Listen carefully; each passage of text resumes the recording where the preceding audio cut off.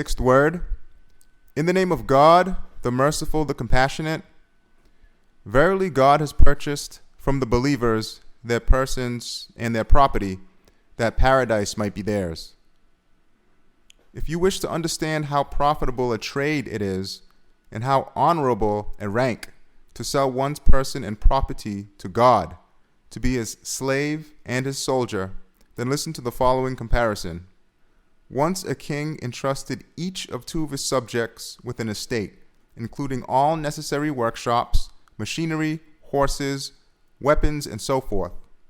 But since it was a tempestuous and war-ridden age, nothing enjoyed stability. It was destined either to disappear or to change. The king, in his infinite mercy, sent a most noble lieutenant to the two men, and by means of a compassionate decree, conveyed the following to them. Sell me the property you now hold in trust, so that I may keep it for you. Let it not be destroyed for no purpose. After the wars are over, I will return it to you in a better condition than before. I will regard the trust as your property and pay you a high price for it. As for the machinery and the tools in the workshop, they will be used in my name and at my workbench. But the price and the fee for their use shall be increased 1,000-fold. You will receive all the profit that accrues. You are indigent and resourceless, and unable to provide the cost of these great tasks. So let me assume the provision of all expenses and equipment and give you all the income and the profit. You shall keep it until the time of demobilization.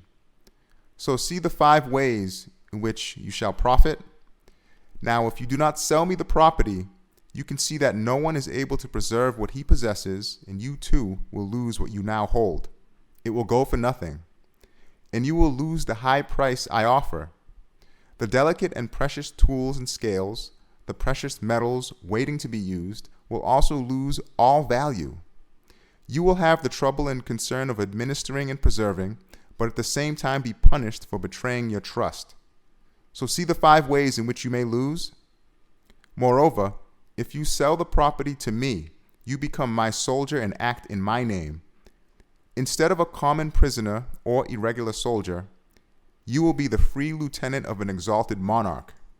After they had listened to this gracious decree, the more intelligent of the 2 men said, By all means, I am proud and happy to sell. I offer thanks 1,000-fold. But the other was arrogant, selfish, and dissipated. His soul had become as proud as the Pharaoh. As if he was to stay eternally on that estate, he ignored the earthquakes and tumults of this world. He said, No, who is the king? I won't sell my property nor spoil my enjoyment. After a short time, the first man reached so high a rank that everyone envied his state. He received the favor of the king and lived happily in the king's own palace. The other, by contrast, fell into such a state that everyone pitied him, but also said he deserved it, for as a result of his error, his happiness and property departed, and he suffered punishment and torment. O soul, full of caprices, look at the face of truth through the telescope of this parable. As for the king, he is the monarch of pre-eternity and post-eternity, your sustainer and creator. The estates, machinery, tools, and scales are your possessions while in life's fold. Your body, spirit, and heart within those possessions, and your outward and inward senses, such as the eye and the tongue, intelligence and imagination. As for the most noble lieutenant, it is the noble messenger of God, and the most wise decree is the wise Qur'an, which describes the trade we are discussing in this verse. Verily God has purchased from the believers their persons and property, that paradise might be theirs. The surging field of battle is the tempestuous surface of the world, which ceaselessly changes, dissolves, and reforms, and causes every man to think. Since everything will leave our hands, will perish and be lost, is there no way in which we can transform it into something eternal and preserve it? While engaged in these thoughts, he suddenly hears the heavenly voice of the Qur'an saying, Indeed there is, a beautiful and easy way which contains 5 profits within itself. What is that way? To sell the trust received back to its true owner. Such a sale yields profit 5-fold. The first profit. Transient property becomes everlasting. For this waning life, when given to the eternal and self-subsistent Lord of glory and spent for his sake, will be transmuted into eternity. It will yield eternal fruits. The moments of one's life will apparently vanish and rot like kernels and seeds. But then the flowers of blessedness and auspiciousness will open and bloom in the realm of eternity, and each will also present a luminous and reassuring aspect in the intermediate realm. Second profit. The high price of paradise is given in exchange. Third profit. The value of each limb and each sense is increased 1,000-fold. The intelligence is, for example, like a tool. If you do not sell it to God Almighty, but rather employ it for the sake of the soul, it will become an ill-omened, noxious, and debilitating tool that will burden your weak person with all the sad sorrows of the past and the terrifying fears of the future.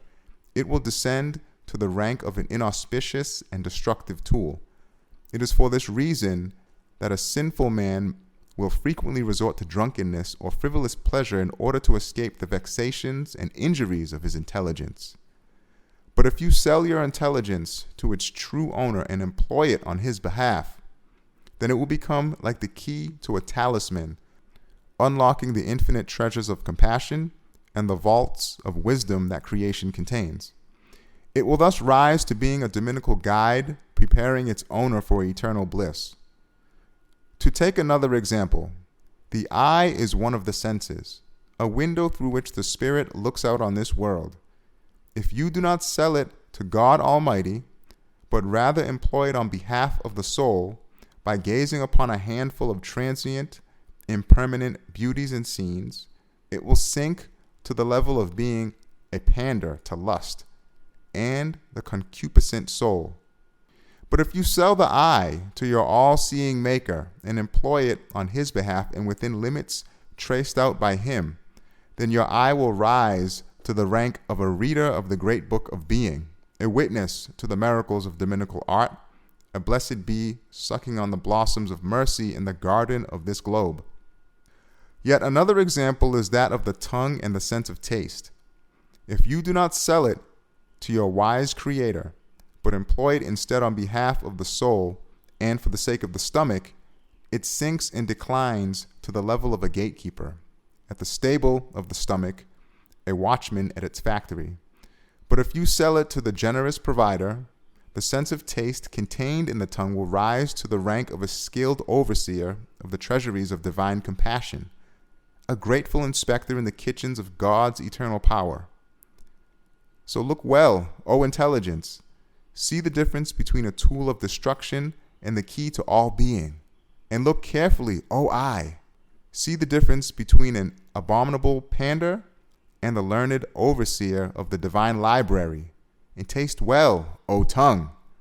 See the difference between a stable doorkeeper or a factory watchman and the superintendent of the treasury of God's mercy. Compare all other tools and limbs to these, and then you will understand that in truth the believer acquires a nature worthy of paradise, and the unbeliever a nature conforming to hell. The reason for each of them attaining his respective value is that the believer, by virtue of his faith, uses the trust of his Creator on his behalf and within the limits traced out by him, whereas the unbeliever betrays the trust and employs it for the sake of the instinctual soul. The fourth profit. Man is helpless and exposed to numerous misfortunes. He is indigent and his needs are numerous. He is weak and the burden of life is most heavy. If he does not rely on the omnipotent one of glory, place his trust in him, and confidently submit to him, his conscience will always be troubled. Fruitless torments, pains, and regrets will suffocate him and intoxicate him or turn him into a beast. The fifth prophet. Those who have experienced illumination and had unveiled to them the true nature of things, the elect who have witnessed the truth, are all agreed that the exalted reward for all the worship and glorification of God performed by your members and instruments will be given to you at the time of greatest need, in the form of the fruits of paradise. If you spurn this trade with its fivefold profit, in addition to being deprived of its profit, you will suffer fivefold loss. The first loss: the property and offspring to which you are so attached, the soul and its caprice that you worship, the youth and life with which you are infatuated, all will vanish and be lost. Your hands will be empty, but they will leave behind them sin and pain, fastened on your neck like a yoke. The second loss: you will suffer the penalty for betrayal of trust, for you will have wronged your own self by using the most precious tools on the most worthless objects. The third loss: by casting down all the precious faculties of man to a level much inferior to the animals, you will have insulted and transgressed against God's wisdom. The fourth loss: in your weakness and poverty, you will have placed the heavy burden of life on your weak shoulders, and will constantly groan and lament beneath the blows of transience and separation. The fifth loss: you will have clothed in an ugly form, fit to open the gates of hell in front of you, the fair gifts of the compassionate ones, such as the intelligence, the heart, the eye, and the tongue, given to you to make preparation for the foundations of everlasting life and eternal happiness in the hereafter. Now, is it so difficult to sell the trust?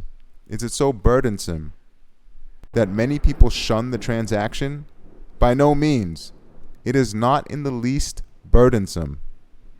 For the limits of the permissible are broad and are quite adequate for man's desire. There is no need to trespass on the forbidden. The duties imposed by God are light and few in number. To be the slave and soldier of God is an indescribably pleasurable honor.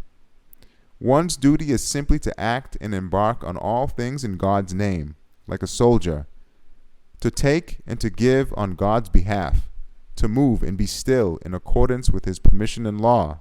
If one falls short, then one should seek his forgiveness. Say, O Lord, forgive our faults and accept us as your slaves. Make us sure holders of your trust until the time comes when it is taken from us. Amen. And make petition unto him.